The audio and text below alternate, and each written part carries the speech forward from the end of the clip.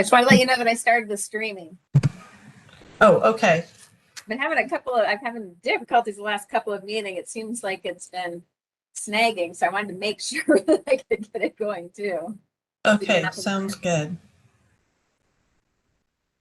Can I just ask a quick question? Is there a set ending time for this meeting, or sometimes I know we kind of just go until we're done, but I wanted to try and end this one a little bit earlier so that Todd could celebrate election night with his family and friends. in your estimation, what were you thinking? I was hoping to be done by 7. Oh, okay. Thank you. It's my dad's birthday, and I was trying to invite my sister over, but I was... Oh, would you rather end earlier than 7? I mean, we might be able to get through it faster than that. Not at all. I just was trying to tell her a time, and I know that's hard sometimes to know.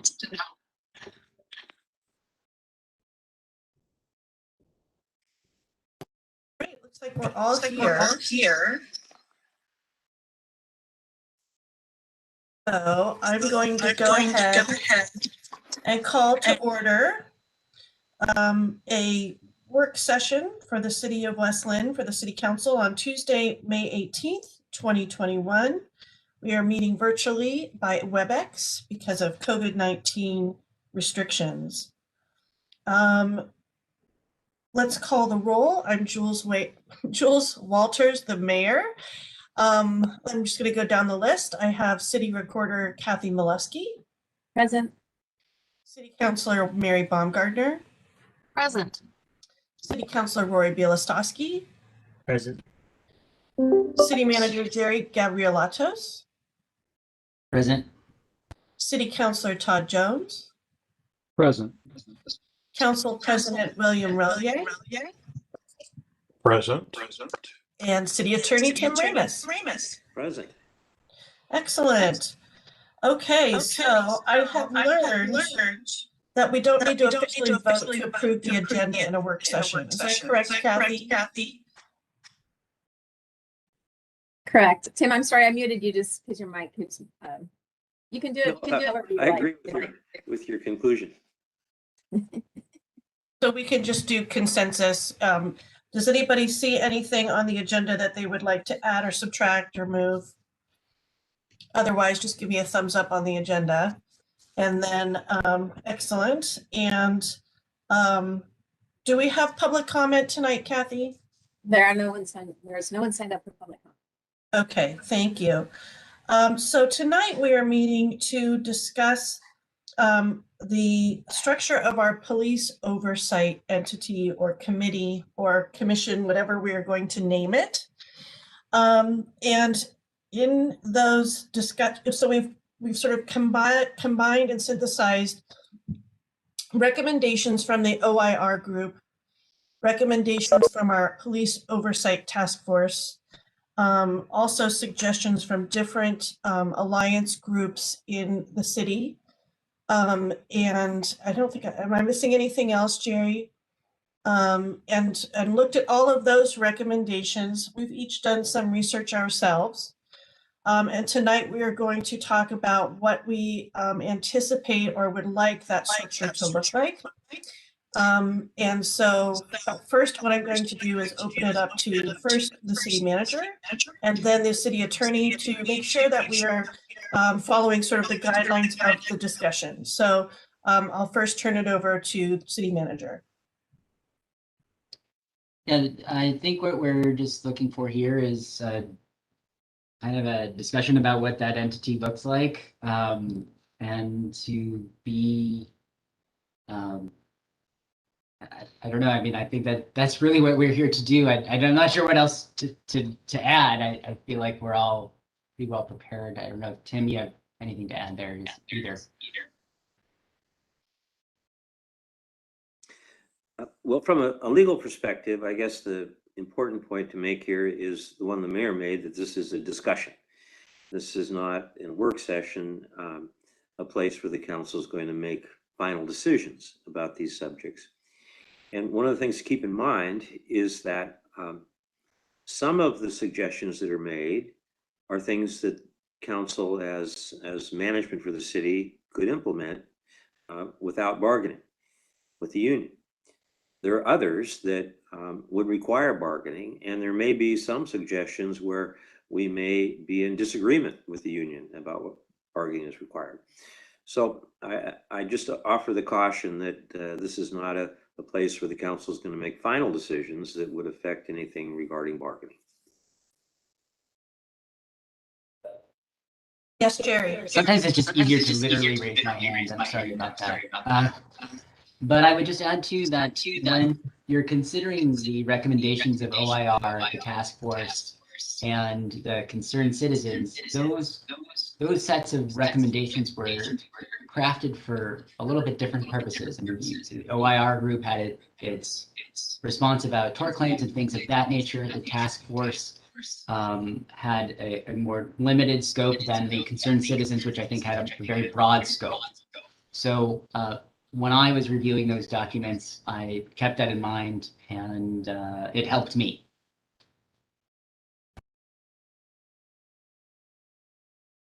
Okay, excellent. So, and I know that Mr. Ramus, if we start to veer into some conversation that you think may not be appropriate, I'm sure you will give us a signal.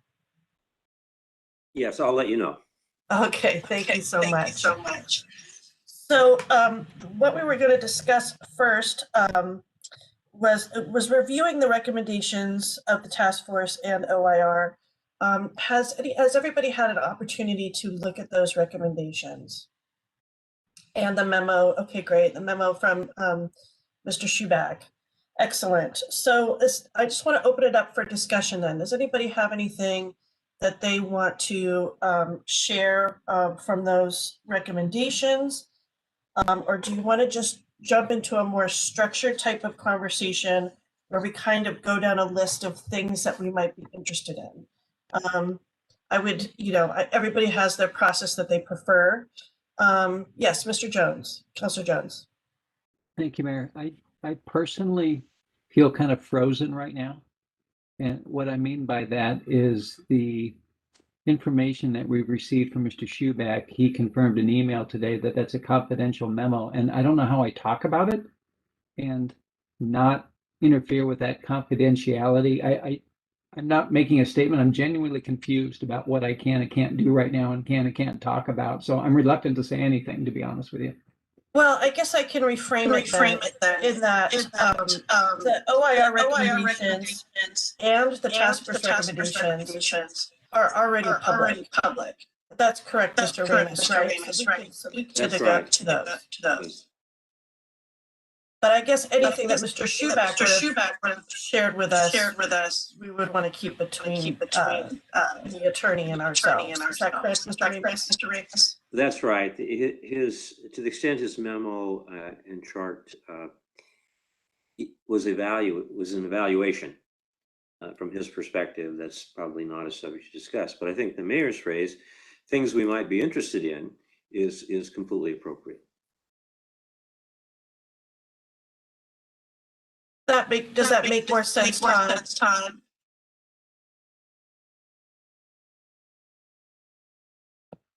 That does help, Mayor. Thank you. Okay. Council President Relier. Yeah, thank you, Mayor Walters, members of council, City Manager Gabrielatos, and Mr. Ramus for the opportunity to address you this evening regarding police reform. I noted in our City Council goals and initiatives in 2021 that under Goal 1, Council Initiatives, Item 7, we detailed what it is that we were looking to accomplish.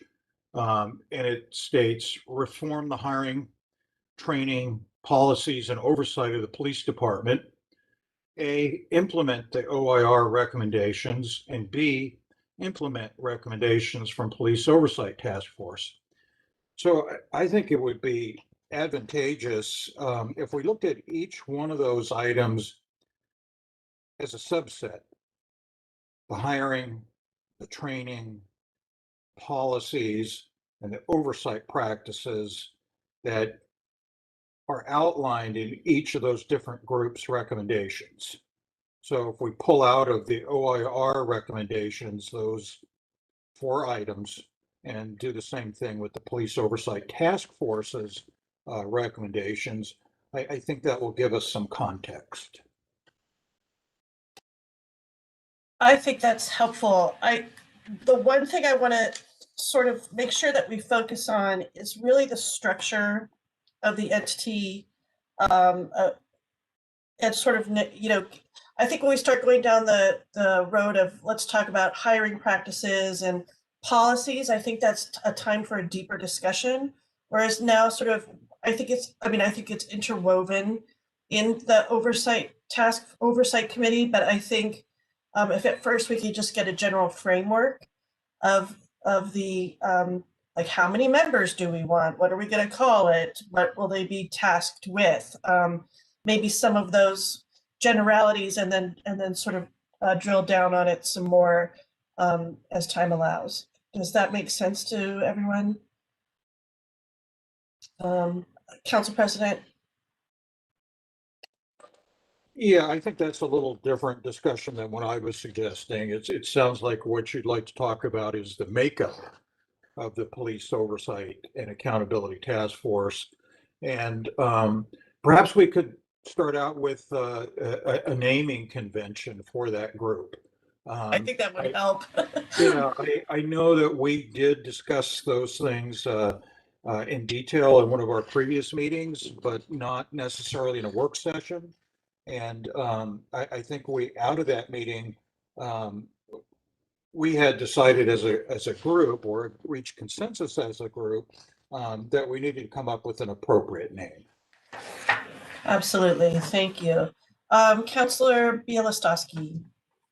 Thank you, Mayor. I was just going to add to what Bill just said. I think that a lot of what he just suggested and a lot of the stuff's in our council goals is like things that could be powers of the board, powers of the oversight board, like hiring, training, etc. They could advise on that and be involved in that. So once we get the structure down, the membership, that I think a lot of what he just said can be the things that the board can actually do. So we'll make sure we get to that. And Councilor Jones, I saw your hand sort of go up and down. Did you have another comment? I did, Mayor. Thank you. Councilor Relier, I appreciated your comment, and absent me looking up the goals, I wanted to ask you if you could repeat the 4 categories because I didn't capture them all, please. And I wanted to think on them. Yeah, thank you, Councilor Jones. With your permission, Mayor Walters, I'll respond. Absolutely. You don't need my permission. Go ahead. So we have listed reform hiring, training, policies, and oversight of the police department.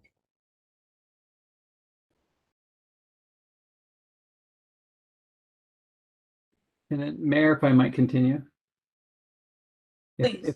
If I heard you correctly, it sounds like, I may be oversimplifying here, but it sounds like you said that you wanted, of those 4, you wanted to focus on the oversight piece initially and talking about what the structure and work and objectives of an oversight body might be. And then after that, possibly we could return to what Councilor Bielostowski just said, is talking about some of those other goals we have within the context of that oversight body. Did I hear you all correctly?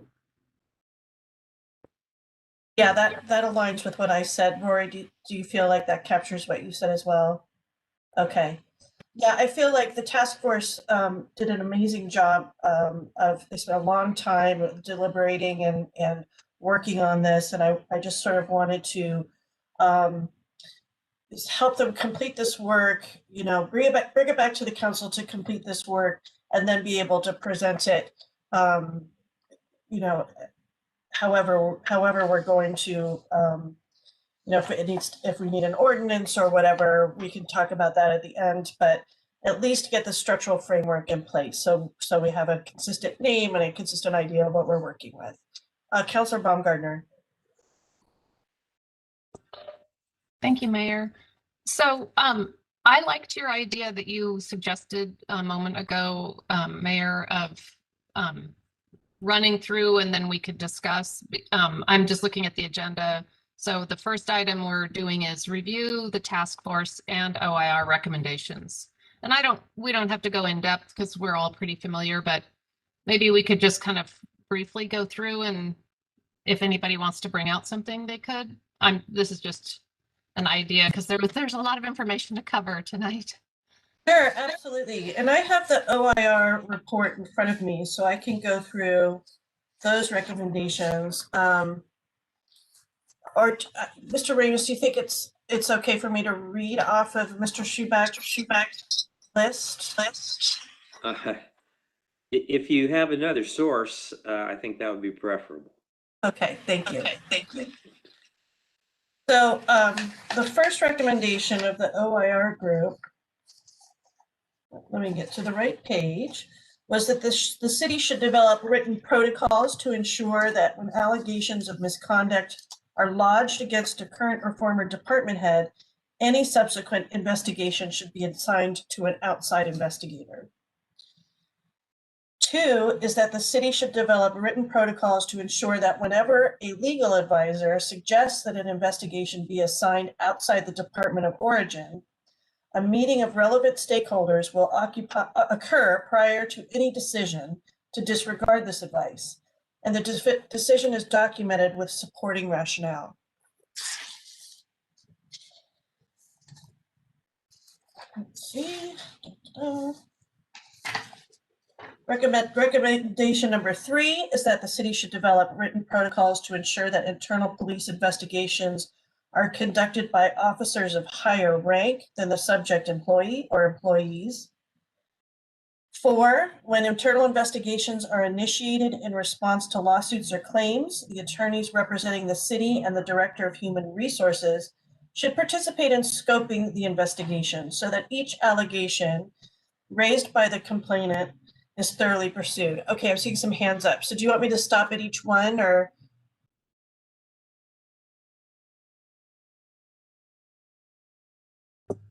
Sorry, I didn't mean to have my hand up. Councilor Jones? Yes, go ahead.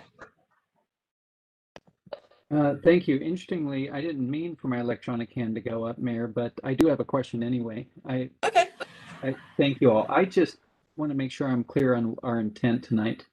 Are we looking at the task force and OIR recommendations, just all of them, whether they're in the purview of the city to do as management or not? Or are we looking at things only from the perspective of what might be included in collective bargaining?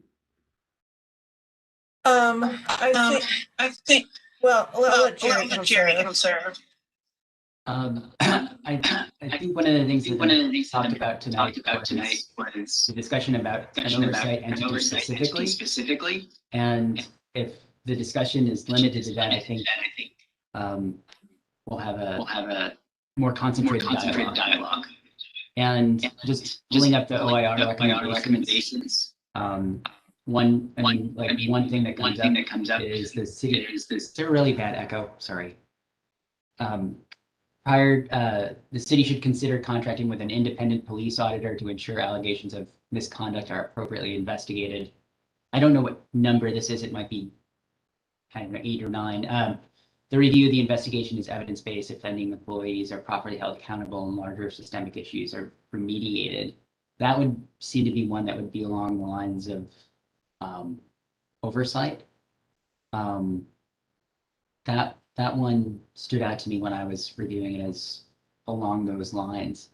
I just wanted to share that. Some of the other ones have to do with how the city responds to tort claims and things of that nature.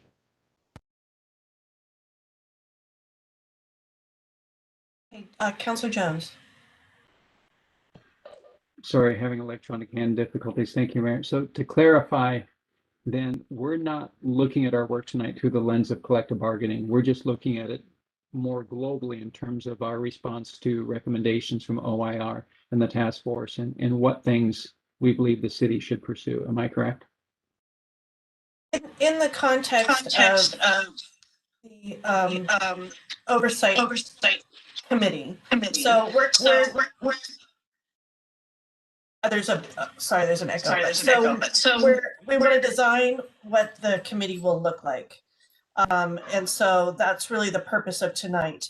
And then we can bring that back to discussions later and figure out which of those will work. Does that accurately reflect, Mr. Remus, what we're doing here tonight? Yes, I would keep these three things in mind. One, it's a work session.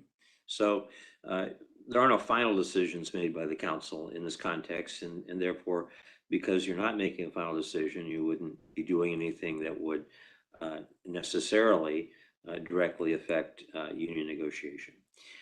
Second, the mayor's phrase, as I mentioned, things we might be interested in, I think is the right title for this. Again, identifying things that are of interest to the council, but not making a final decision. And then third, to the extent there are things that you are interested in, committing to discuss those things with legal counsel who's advising you on union negotiation, so that there's not a violation. That helped a lot, Tim. Thank you. Okay. Okay. Mary, do you have a question? I just wanted to clarify that I agree, not to go through the whole list of every recommendation, but the ones that have to do with the oversight was what I was hoping. Well, the reason I kind of read them all was because they all touch on things that might be appropriate for the oversight committee, and it might be something that we want to think about. And at some point, we're going to cross this line between what our charter says about the city manager and his role versus an oversight committee, and where they're what they're charged with. There may be some intersectionality there that is may need an ordinance or something to make it compliant for our structure of governance. So there may be things in this that aren't specifically just exactly the police, but as Council President mentioned earlier, where you talked about hiring and policies and things like that. So I'm fine not reading the whole list right now. I actually, what I would love to do is just sort of walk through some questions like I mentioned before, start out very simply with how many people do we want on this? And, how often will they meet? And those types of questions. So at least we can have a basic framework, and then we can drill down on the meatier portions of the discussion. Does that make sense to everyone? Okay. And Council President, is that okay with you? No, I feel that's fine. That works great. I start out with a recommendation. I think we should have a hybrid oversight committee.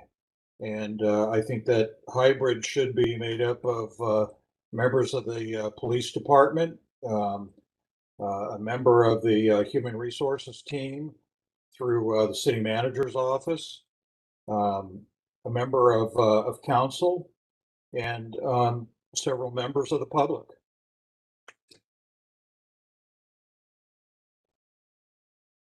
So I've heard that sometimes when, so I'll just start by saying, I think one of the things that we're also, another huge goal of ours is to restore some public trust and have transparency in this,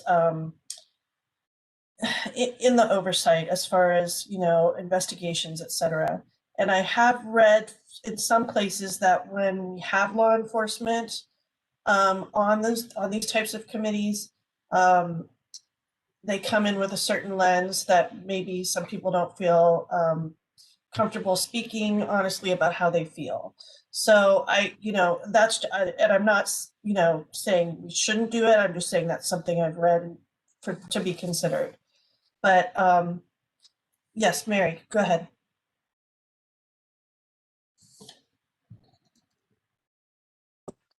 Sorry. I just was going to say that it's possible maybe to consider law enforcement individuals who are familiar with law enforcement that maybe had a different kind of a role than being a traditional police officer, for instance, or I mean, I guess I would say, although I totally honor what you're saying, I know I've heard that too, and I wouldn't want to jeopardize people's feeling comfortable on a board. But not all law enforcement people are the same, I guess I'd say, and there are some people who are more interested in reform, quite frankly, within their knowledge of law enforcement. Anybody else have any opinions on law enforcement, or somebody with a background in law enforcement being on the committee? And we can table that and have that discussion later as we drill down into some more specifics.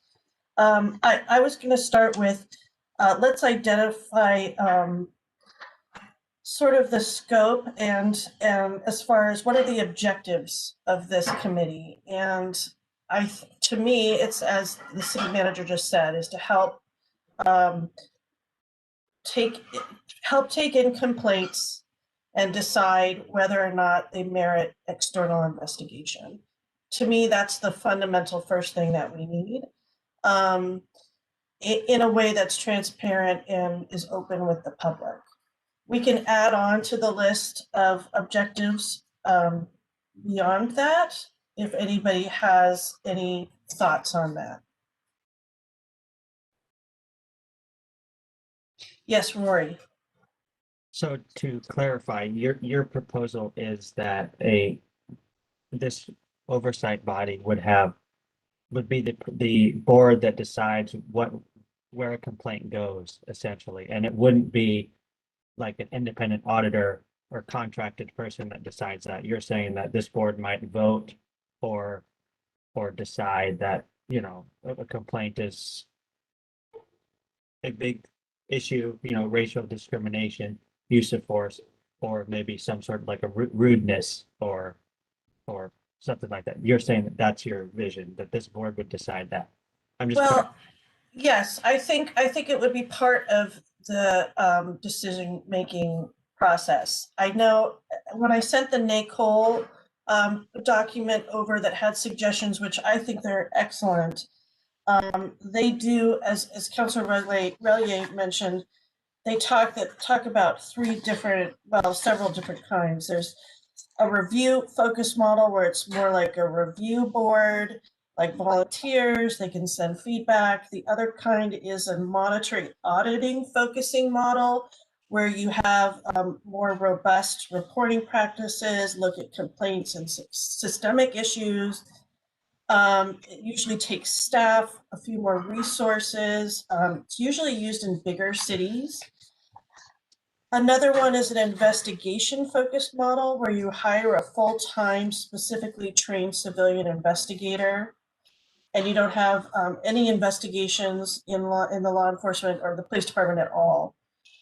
And then the final one, which is what New York City does, so that it's, you know, I mean, that's really geared for a very large police department.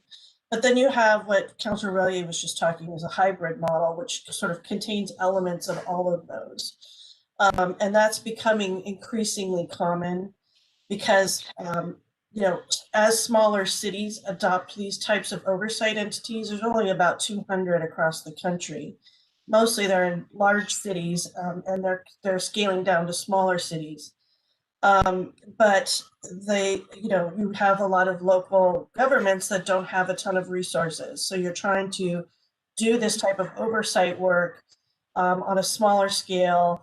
And also it has perhaps a little more community focus. So those were I think a hybrid entity might be something that we want to look at. But there could, in that hybrid model, there could be an ombudsperson or an auditor or whatever you want to call it, who could be the person that takes complaints. One thing we've talked about is having software that takes complaints and then distributes it to the stakeholders who need to see each complaint. So it's not just going to the police department. But I have equity concerns about that. So, you know, if somebody doesn't have a computer or doesn't know how to go online, or maybe has a, is differently abled and can't use that type of system, language barrier, that might be harder for them to make the complaint. So perhaps actually having a contracted person to do that, be that role, as well as supplementing with other ways to file complaints might make a lot of sense. Let's see, Councillor Jones.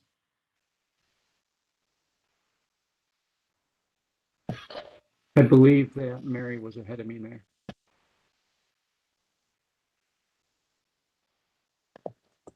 You can go ahead. Thank you.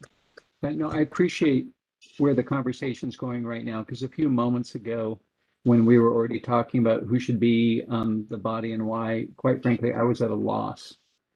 And the reason I say that is I know I've only been here for 2.5 months, and it's entirely possible I'm going to ask questions that you will all say, we've been in this for much longer. You're slowing us down, and I appreciate that. But without a clearer understanding of what we envision as the purpose of this body, why we want to establish it, what they're going to do for the city, I personally am not in a position to talk about the details of who's going to be on it and how many people until I have a broader understanding of why are we even forming it and what are we hoping they're going to do for us. So if you all know that already, then fine, move on and I'll catch up. But if we don't know that, then that's where I need to start. Well, I think, what really came to light in the Fesser matter was that investigation, there was advice that investigation should be external. And somehow it was decided that it should be an internal investigation. And that lacked transparency, and it has cost us a lot of public trust in the process. So the hope with the Civilian Oversight Committee, was when we formed this task force, was to bring our community in to have this discussion of what do you want this to look like? And we had an excellent task force that did a lot of really hard work and came up with recommendations on what they think is really needed in order to not only have a safe community, but also to restore some of that public trust moving forward. So that is the purpose of the committee. It's to provide, it's not to manage the police department, it's not to be the investigator, although some of them are in larger cities.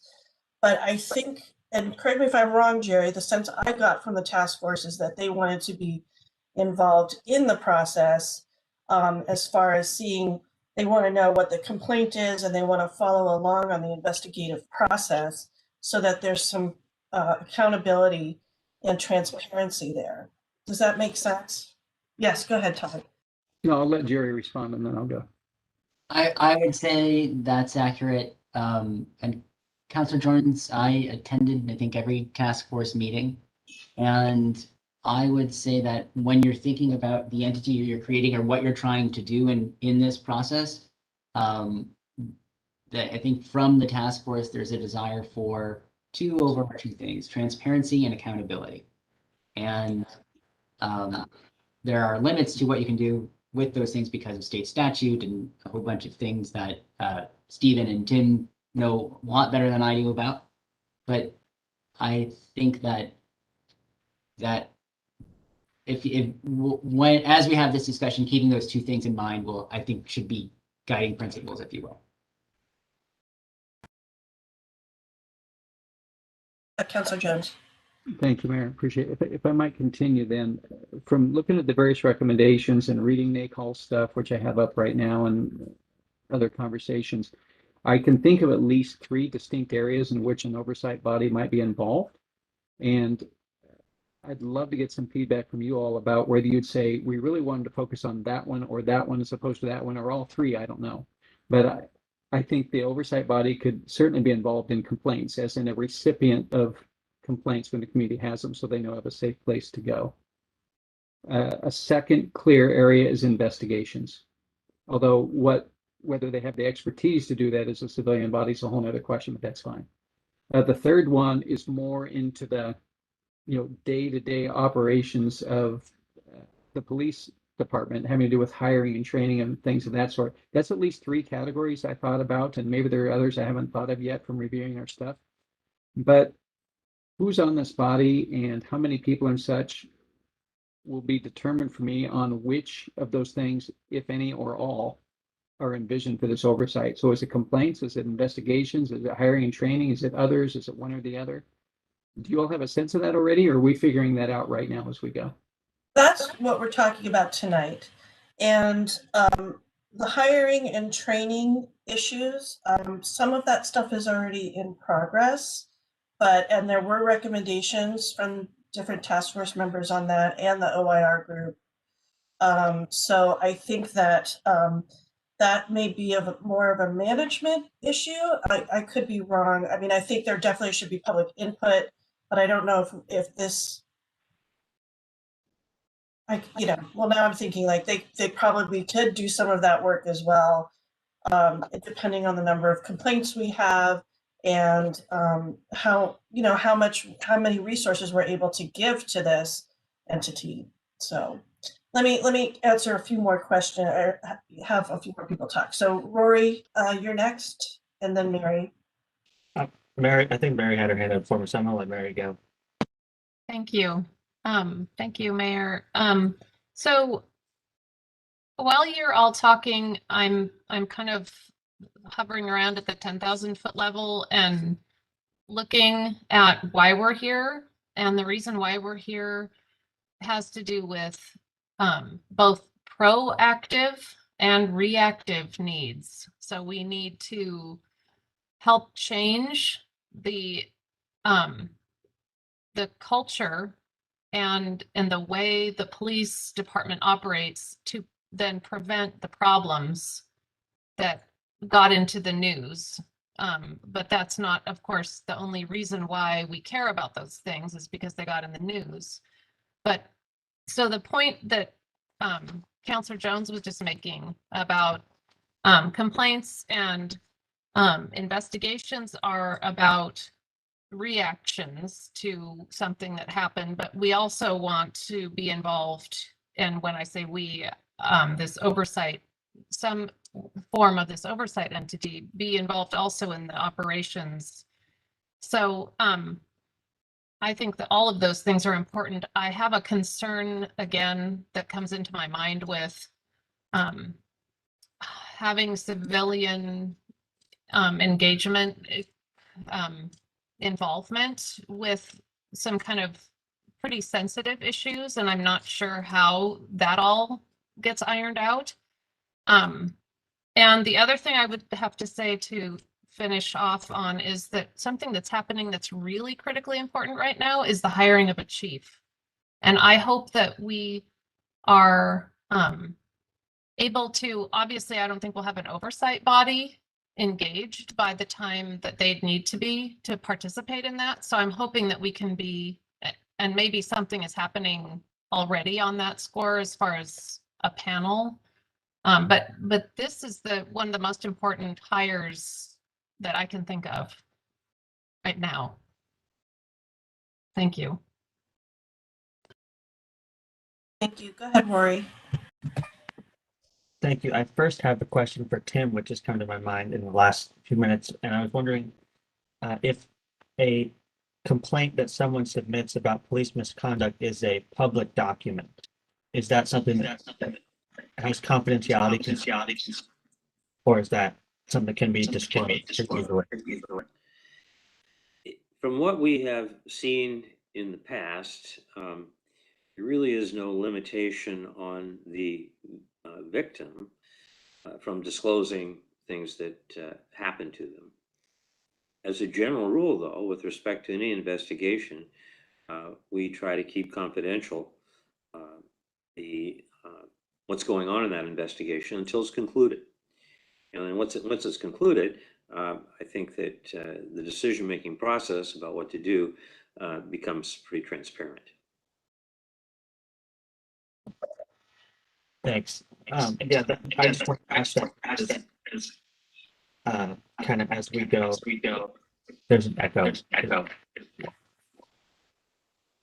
Thanks. Sorry. Just as we go forward, making sure that, like, I mean, is this oversight board a public body that meets in public and hears these complaints and reviews them in public, or do they have authority to go into executive session? Those are sorts of things I'm thinking about. But I also just wanted to share something that I sent over a little bit ago. I think it's important that we kind of clearly delineate complaints in terms of which ones would need to go to an outside investigator and which ones could be handled in-house. And I took a stab at it. And this is all to the extent that we agree that this board handles the complaints when they come in. And I just wanted to share that my kind of idea, which was a kind of a two-tiered approach, where tier one would be law enforcement discrimination and excessive use of force complaints. And I said discrimination on the basis of a protected class. And I took some definitions from the Oregon Employment Discrimination Law 659A, which has an expansive list of what counts as discrimination, like race, national origin, sexual orientation, gender identity. There's a list there. So if we adopted that sort of list, it would cover all forms of discrimination, which I think is important that one form or another doesn't get left out.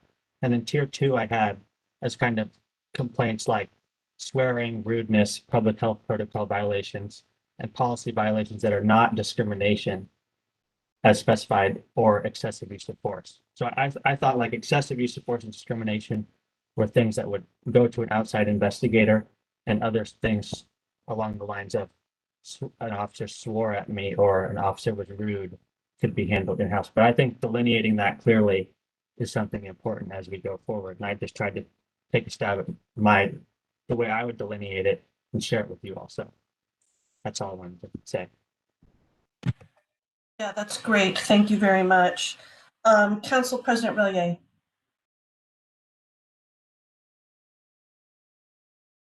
Yeah, thank you, Mayor Walters.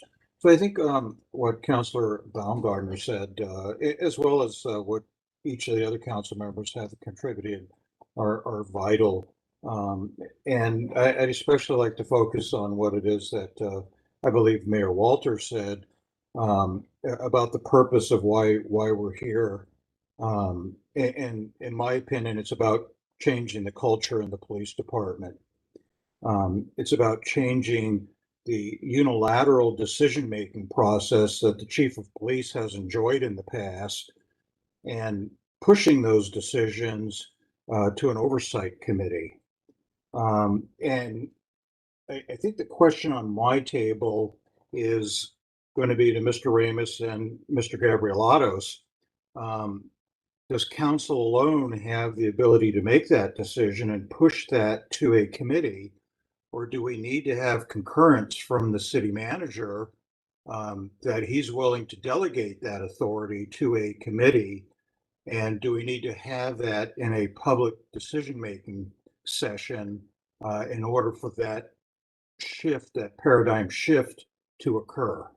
So that's my first series of questions. I have another behind that. Well, I would just note in the research that I've been doing, most cities will do an ordinance that provides the powers to the to whatever the committee is, and maybe Mr. Ramus could speak more on that.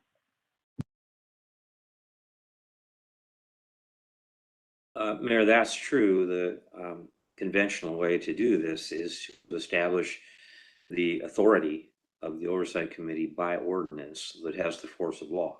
I think the councilor was also asking sort of the practical administrative question about to what extent is it important that buy-in happens by the city administrative arm.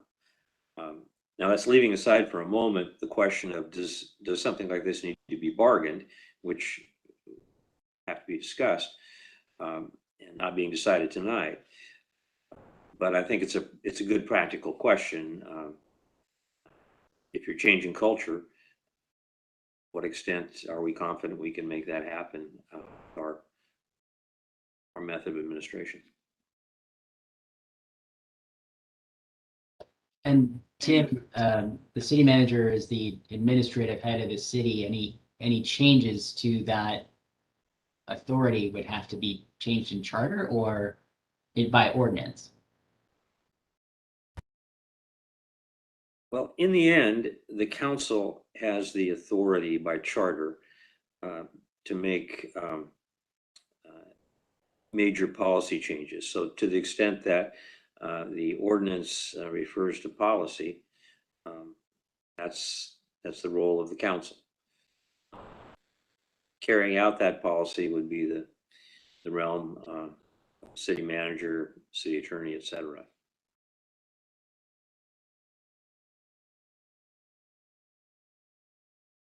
Council President, do you want to ask your second question? I do have another comment. Thank you, Mayor Walters.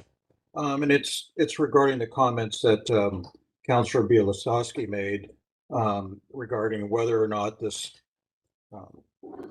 committee would need to meet publicly or whether or not another route would need to be taken. And I think in our discussions with our legal counsel team up to this point that we discussed that there would be the need for a learning process where those that are involved in this committee go through a learning process and understand the difference between public interest and what that public interest might be, and weighing that interest against the need to maintain confidentiality because breach of confidentiality would place the city at risk. And so that group, and perhaps when we start talking about the makeup of that group, a little light came on as we were going down this path, and I recall that we had discussed potentially including a member of the legal team, whether that be through Mr. Ramos's office, whether that be through D. Rubinoff's office, or whether that be through CIS. But that particular group would, in conjunction with our HR team, would ensure that these issues are discussed and pushed in the right direction so that information is not released to the public sector unless it's appropriate to do so.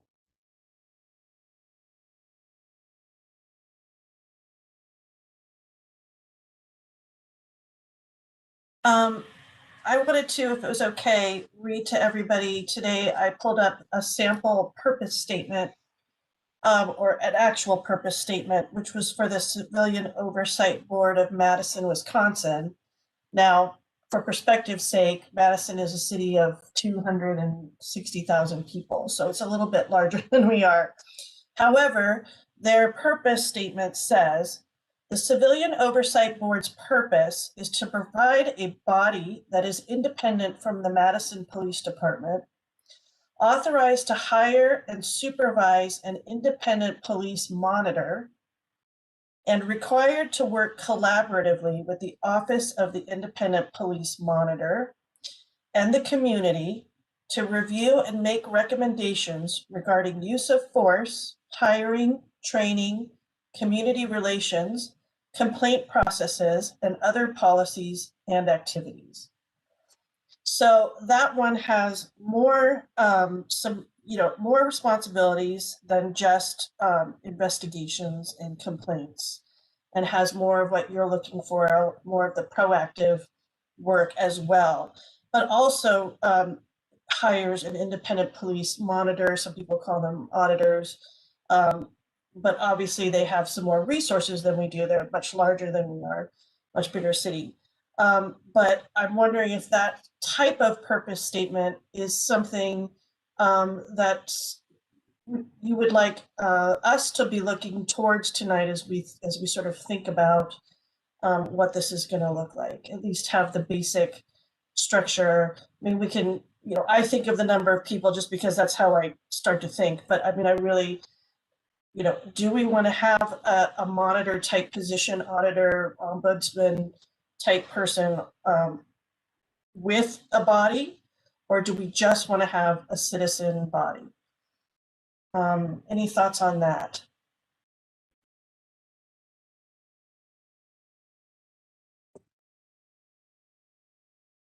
Councilor Baumgartner. Thank you. That's a good question. I guess initially I like that idea, although it sounds like another FTE or part-time, or would it be consultant? I guess I'm just thinking of funding, if it's a funded position right away, I'm thinking on the budget line, but aside from the budget question, I like that idea to have a professional person involved. I think that, I think the acting chief has told us several times that they receive about 8 to 10 complaints per year. Isn't that correct, Jerry? Or do I have those numbers right? So I'm not sure that it would warrant a full-time staffer. It could be a part-time person or a consultant.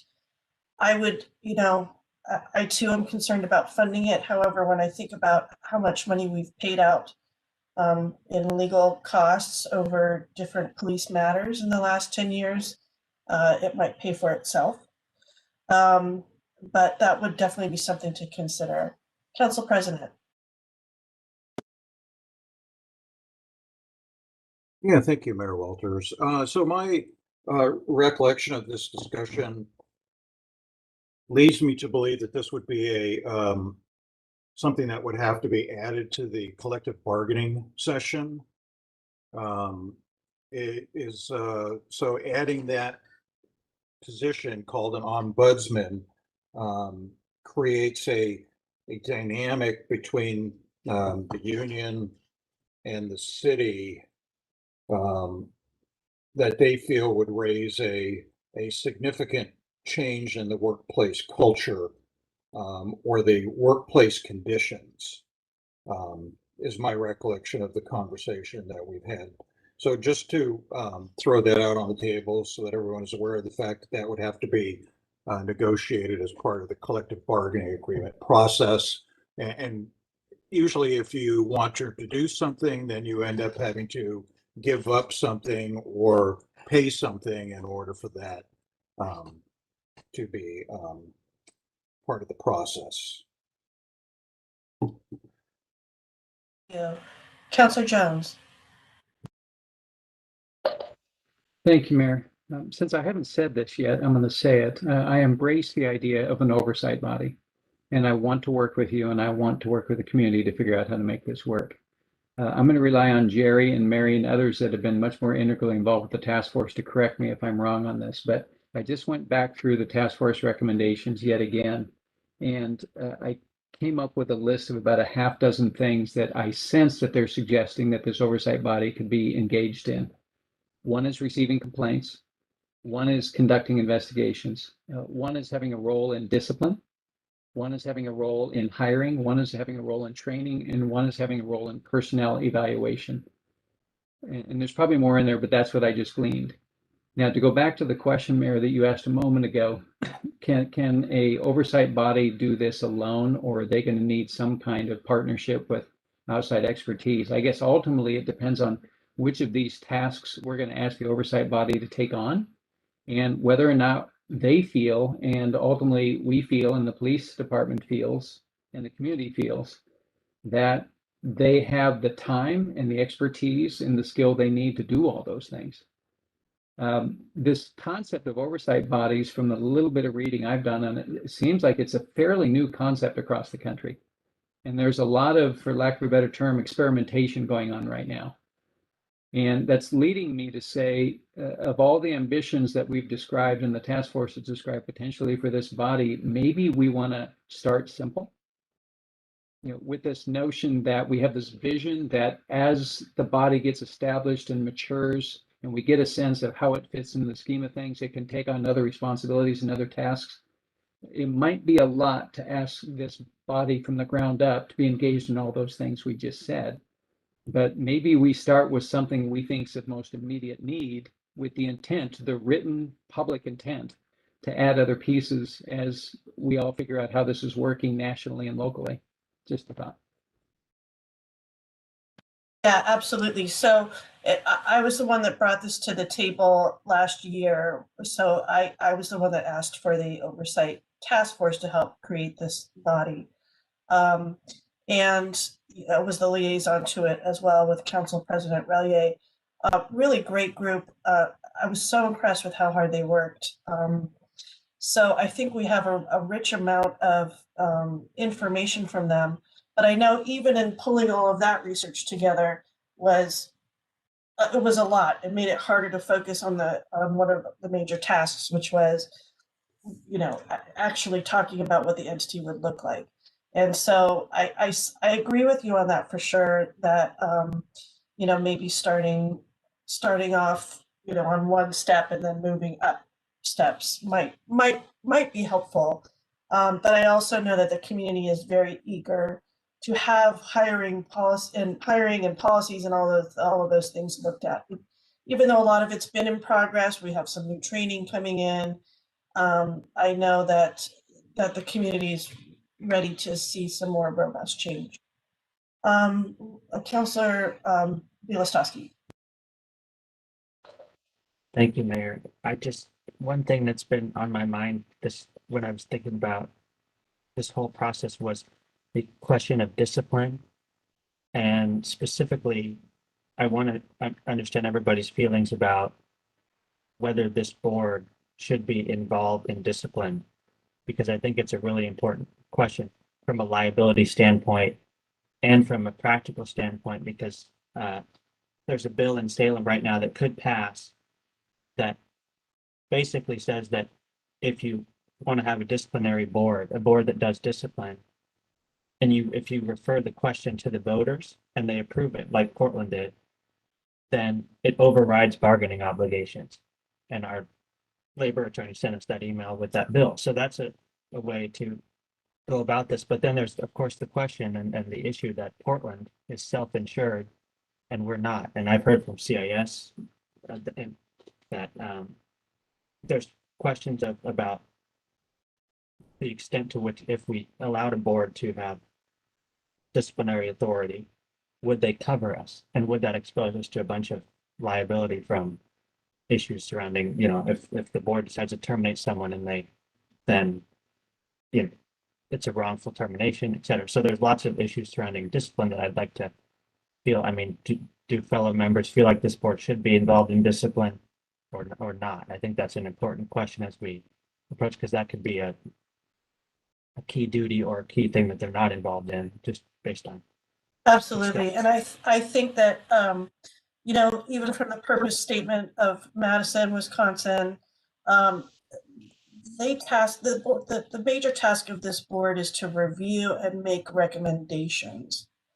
They're not actually doing the discipline. I would think that would fall with the police chief, but it would have to be a transparent and open process, I believe, in my opinion. And, if the community is dissatisfied with the discipline that's chosen, the community has the right to, ask for change. And as far as hiring and whatever. So there's, at this point, I think it would just be more of a recommendation to look at what the police chief has decided. And if the board is unhappy, they can absolutely share that information. Councillor Baumgartner. Thank you. I'm a little bit embarrassed because while you guys were all talking, I kind of forgot why I put my hand up to begin with, but It's okay. There's a lot to think about. I agree about the discipline question. Thank you for bringing that up, Rory. But I do agree that discipline could be the participation of making recommendations and having just transparent processes, I think would go a long way, and not necessarily include a board of civilians actually making discipline, taking action. So I think we could have involvement without that. But that's just my thought. I want to make sure that that people listening, if there are people listening, don't think I don't support civilian participation on this oversight board, because I absolutely do. And I've been hearing from all kinds of really involved professionals who are just living in our community, luckily for us, who would potentially be participating and be excellent to serve on this board. And so that was not the way I meant it to sound. I also would like to say that I've been speaking with current and former police officers to learn more about the situation and how being employed by Westland PD, what that's like, because I can't make an informed decision if I don't know. And I think we should be talking to current and former police officers when and if it's possible. And I don't know if that's legally possible. That would be a question for Tim Ramus, and I wouldn't want to put anybody on the spot either. Well, it seems to me that you're talking about a legislative decision process. And in that process, there are virtually no limitations on who you can talk to. So I would conclude that you would be able to do that. Thank you. Thank you. Some other questions that I had, or in my list here. What do we want to put a limit on the type of complaints that will be accepted, or do we want to accept all complaints? And as Rory said, then perhaps categorize them as in different tiers, and so how do people feel like that about that? Should we accept all types of complaints?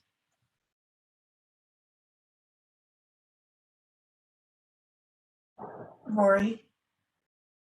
I mean, I think we can accept all complaints because we wouldn't want to turn somebody away. And I think we should have multiple avenues to submit a complaint. You could submit it maybe at the police department, city hall, or even maybe an online form to do it. And so then I think it could come to the determination of where that complaint falls in terms of outside investigation, or if it can be handled through an internal process. So, but I don't think we should turn anybody away, and if a complaint should be looked at and reviewed. Councillor, I didn't see your other hand up first, so how about, okay, Councillor Baumgartner. Thank you. I would agree with that. Totally what Rory said. We cannot pre-choose who is allowed to communicate with us a complaint or concern, whatever. I mean, I've heard certain reservations about, well, people are going to be just complaining about, I don't know. But I think we have to just treat them like they're all really important and make category decisions like Rory suggested. I did remember what I had raised my hand about earlier, and it was when we were talking about an ombudsman or consultant. I feel like, although this is all really important, and I'm not trying to discredit the importance and invalidate the importance of all this discussion we're having, but I think just the fact that we are having these discussions, things are going to be different. We are not addressing the old Westland Police Department that got us to this situation anymore. It's already changing. So I kind of feel like I don't want to get too bogged down, because we're going to go forward and do good work, and there's going to be an oversight body of some kind, and we're going to be working with them. What I was thinking about with the consultant is maybe it's not a person who's hired full-time permanently. Maybe there's someone we could contract with to kind of get us up and running and train, do some kind of training of from all these different levels, whether it's HR related issues with, you know, the hiring process and consulting about that, or training, consulting about that. And then maybe we don't, and the oversight members, training them on how best to operate. And then we don't need to maybe have this person permanently on board. That's great. That's a great idea. Thank you. And I do agree that the culture, that it's already different than it was. So yes, I agree with that. Council President.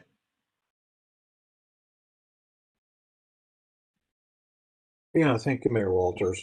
So the first thing I'd like to comment on is the recommendation about disciplinary measures. So I think that all disciplinary measures should be subject to review by the city council. If something has risen to the point where the chief of police is recommending disciplinary action against one of his police officers, then I think council should be aware of that. The other thing I'll say is about complaints. I think all complaints should be pushed to the committee. And I think the committee, I think we should have a multi-tiered oversight group where we not only have the committee, but we also retain the services of the OIR group to make auditory style reports to us that inform the council of how well this program is working and what additional measures we might need to take, so that as things progress, not only within the city of West Linn, but also within the state of Oregon and at the national level, we're constantly receiving more information so that we can continue to work with our police department parties and our union negotiation team in order to continue pushing this culture of change that the public wants to see. Yeah, I think those are excellent points. And that was one of the things that I read too, is that it's important for this entity or this committee to have an annual like audit or check-in or, you know, review of themselves and by council to make sure that it's working well and how it can be doing better. And if the OIR group wants to participate in that, I think that would be very beneficial. So thank you. Let's see who will be the final decision maker for complaint disposition. So if the board gets a complaint, and like Rory is saying, they will define it into different tiers. And so let's say the board thinks something is worth an external investigation, but perhaps the police chief and the city manager think it isn't. Like, who's the final arbiter for that decision? Would it be the committee, in your opinion? Did that make sense? Sorry.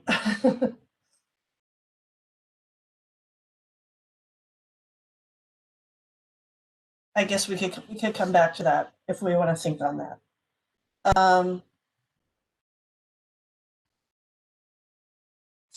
So I'm sorry, Mayor, were you asking all of us to answer that? I'm sorry, I didn't know who you were asking that question. Oh, yeah, I was just asking in general if anyone had thoughts on that. So can you ask it one more time? Sorry. So who shall be the final decision maker for complaint disposition? Would that lie with the police chief and the city manager, or with the board itself? So when you say disposition, are you meaning the determination of which, if it goes external or internal? Well, that's how I'm defining it, but if somebody has a better definition, yeah, let me look it up. No, that's fine. I was just asking if like that was the question. Yeah. Being classified into following, you know, into certain levels or groups of you know. So would that would be part of the board's responsibility, or would that rise to the city manager, police chief? Councilor Relier. But I think what would help us here is a decision-making tree, and I think it depends on what the action is. So each potential action will have a different level of process that it follows in order to advise others in that decision-making and understanding process, to facilitate whatever needs to happen in order to meet the needs of the program. So that way we have a constant improvement process in place, measuring how things are being done and what measures are being taken, and whether or not we feel that that is meeting the intent of the program that we're trying to create here. Okay. And that, oh, Councilor Jones, go ahead. Thank you, Mayor. I don't know if this gets at responding to your question, but I keep ruminating on a point you made about Madison, Wisconsin, if I heard you correctly, which is that the theme there seems to be that this oversight body is to review and make recommendations. And if that's the same spirit of what we're doing, then it sounds like whatever our oversight body's involved in, whether it's investigations, discipline, hiring, training, evaluation, whatever it might be, that we're not, if we're following that Madison theme, we're not necessarily giving this body any, I don't know what word I want, authority to act. We're simply giving them the opportunity to be literally their name, an oversight body, to oversee stuff and to watch stuff and to make recommendations to us. Am I heading in the right direction with that as I'm trying to catch up with you all and learn this stuff? That this Yeah. is not empowering this body to make decisions or choose things or discipline. It's more about being a very important representation of the city, to be another set of eyes watching things and when necessary responding to things. Is that correct, or am I missing something? Well, that's part of the decision we need to make. And so I'm using the Madison, Wisconsin sample purpose statement just to get a sense of how they're doing it, where they have the auditor who's making the decision. They oversee that auditor and make recommendations. But the auditor is also separate, independent from the police department. So it's kind of a hybrid system in that way. So in our case, if we were talking about making, being a decision maker, we could do that, have an auditor that we, provide our recommendations to, and that person makes decisions, or we're making decisions and giving direction to the city manager and the police chief. But those have complications with them as well. So, Councilor Jones. Well, I just want to say, for me, that's a question worth pursuing right now, because if the spirit of this body is purely oversight, that they can look at things, review things, provide recommendations, then that's certainly one level of, I'm going to invent a word here, doableness.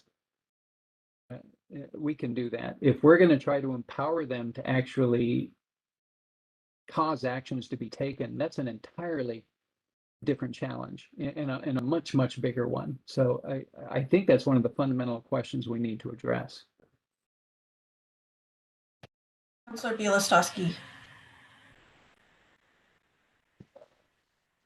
I was just going to quickly share, like, when I'm thinking about this in terms of who, going back to your question that you posed, Jules, about is this body deciding for finally whether something goes out external or internal, a complaint for review and investigation.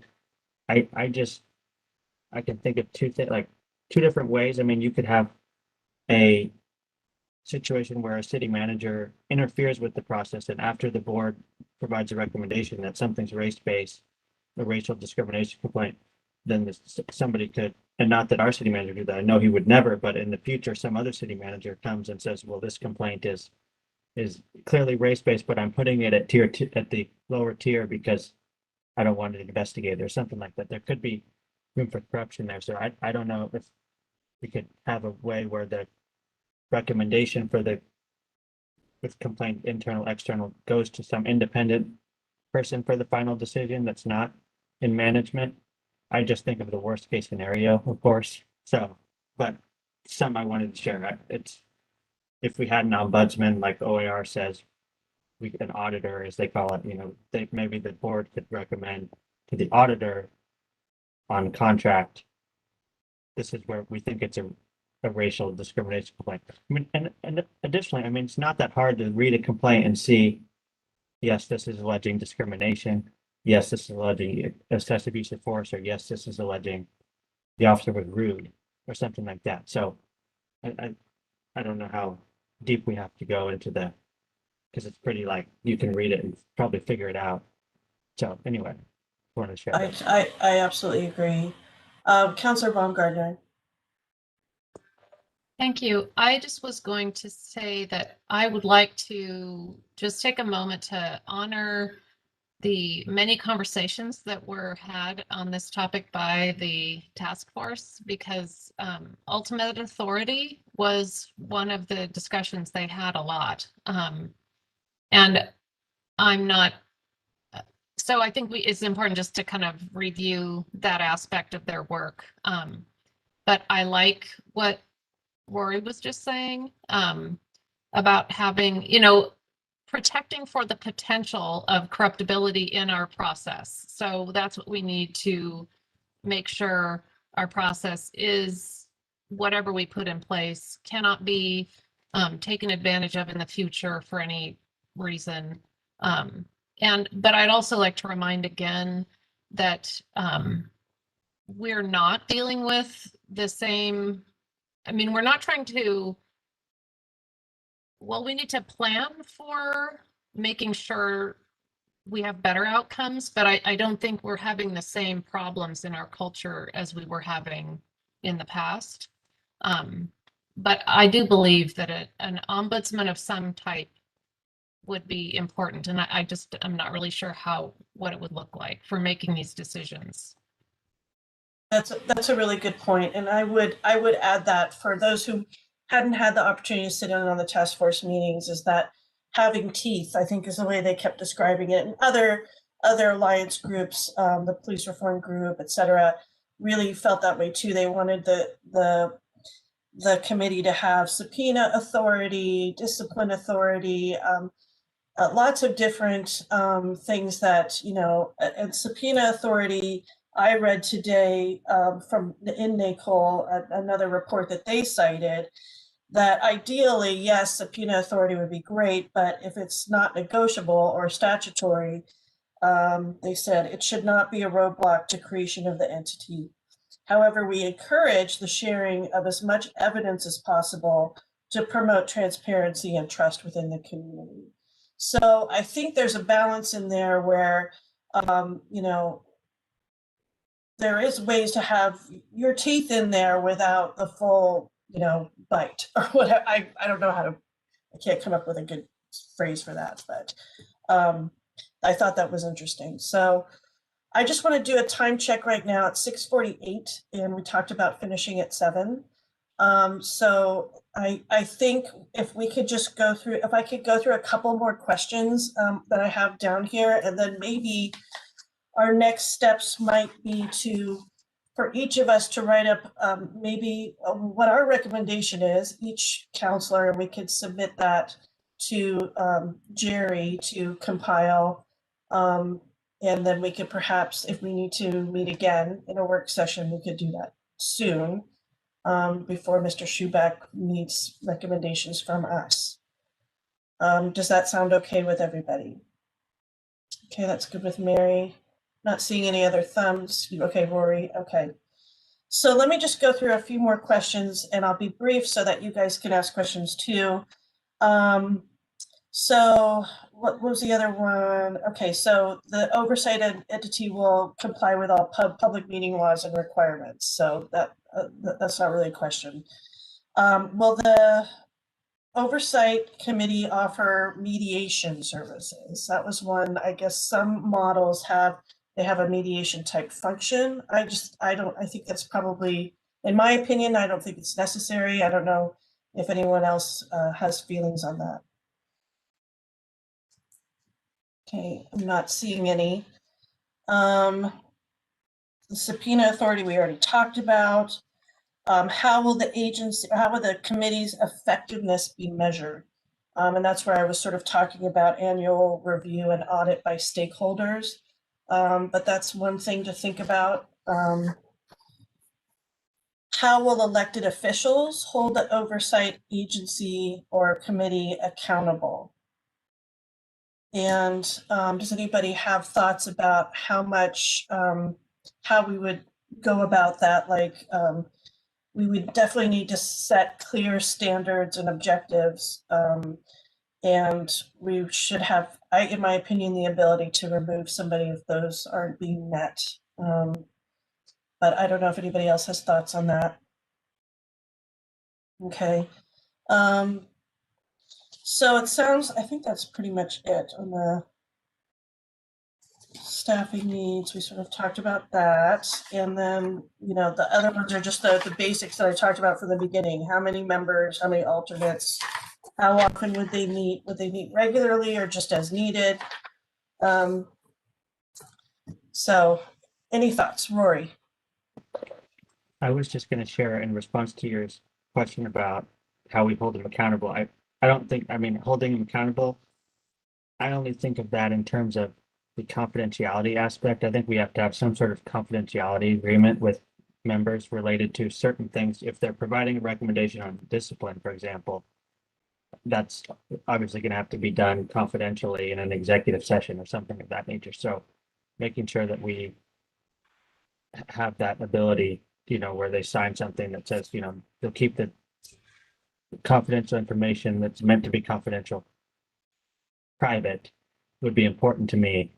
And if that was violated, obviously, then there would have to be some form of sanction or removal, just because if we allow the information to get out with no penalty, we're getting sued for employment violation. So that was the only thing that I thought of when you mentioned accountability, that making sure it's really confidential when it needs to be. Okay, excellent. Thank you. And Councillor Baumgartner. Thank you. Well, the first thing I wanted to say was a comment about what we were talking about a minute ago with having teeth. I think the other side of that same coin is about transparency. So rather than having teeth again with the reacting, having transparency and shining a bright light to proactively prevent things that then we won't have to be reacting to or having teeth about holding accountable.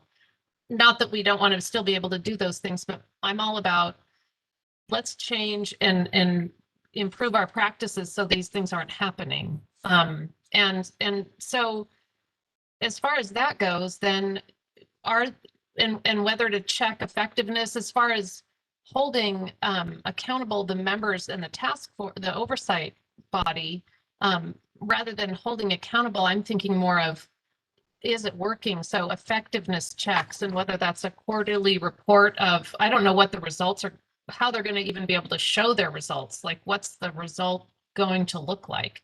But if we can have them, instead of doing an annual reporting like the other advisory groups do a quarterly reporting, at least initially, so we can kind of, while we're getting our feet under us on this, and have it be, it's not going to be a punitive thing or, kicking people Right. off. It's just going to be what's working, what's not.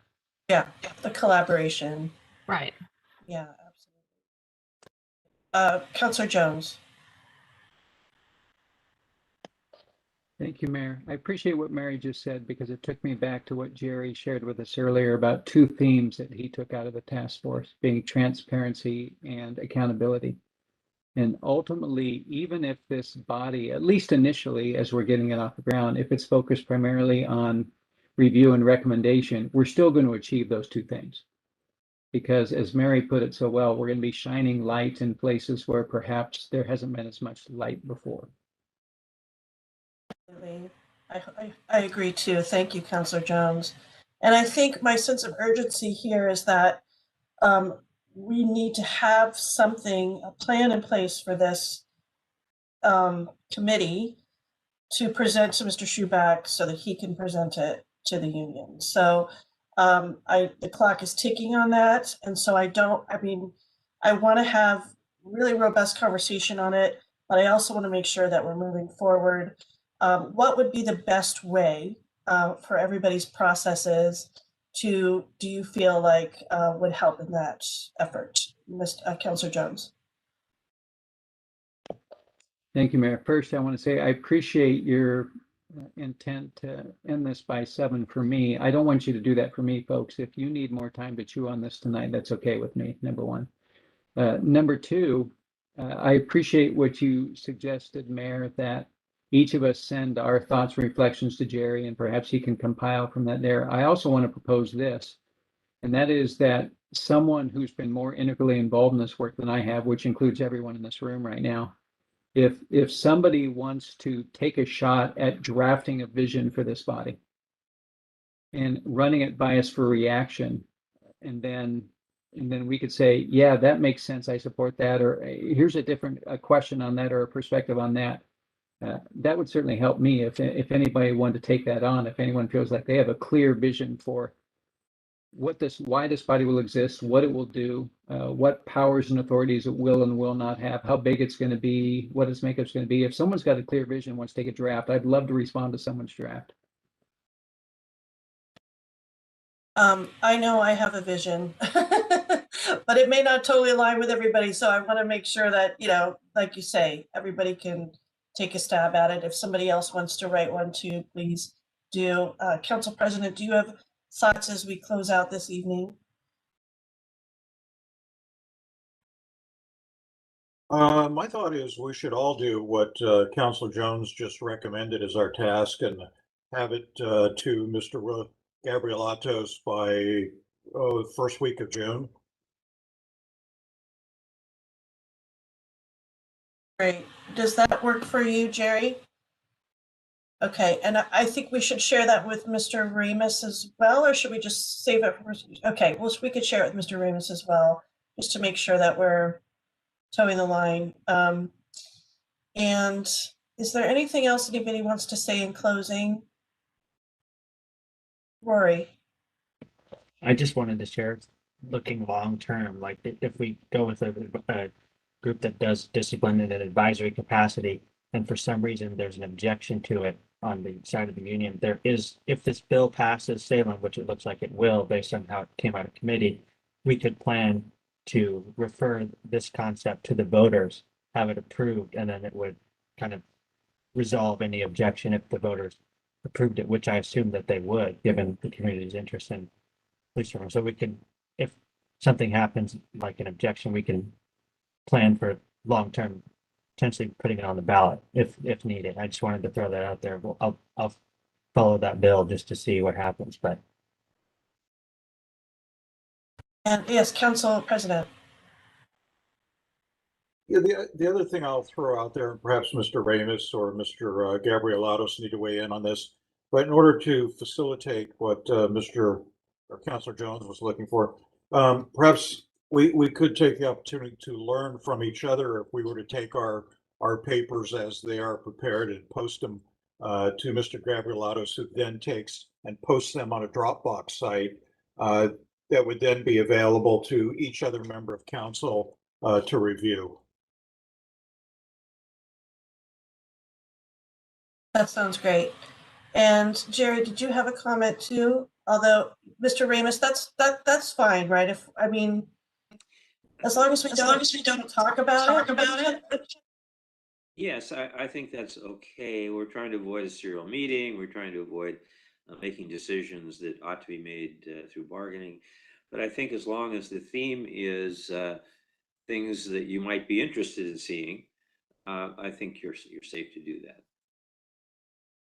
I guess I would caution that if you read others' work, what we probably don't want to see is, I think there are 4 votes for this proposition or 5 votes for another. That's for another day. I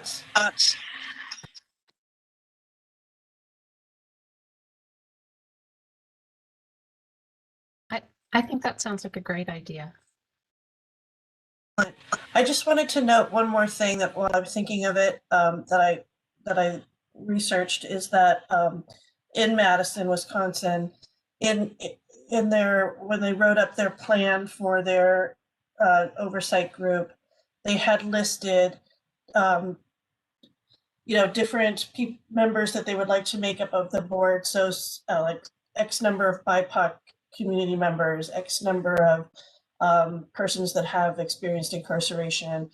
That is being challenged in court right now, but I do like the concept of making sure that we're including diverse members of our community, especially those who perhaps interact differently with our law enforcement historically. But it sounds like you can't like say I want 6 people from here and 4 people from there. So I just thought I would share that before we finish. So anyway, we will all work on our draft and send them to Jerry, and he'll put them in the Dropbox. And does anybody have any more questions before we close out for the night? I'm not seeing any.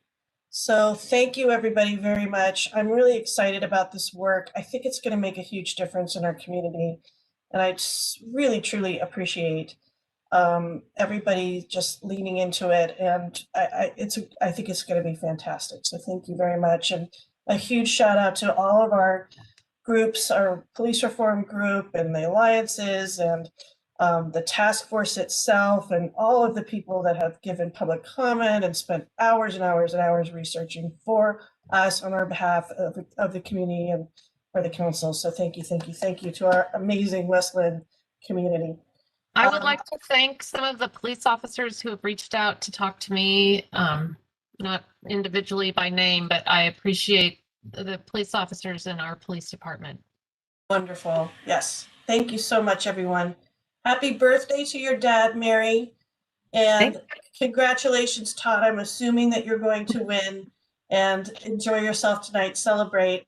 And everybody take care, and I'll talk to you tomorrow night. Bye. Good night. Good night. We're adjourned.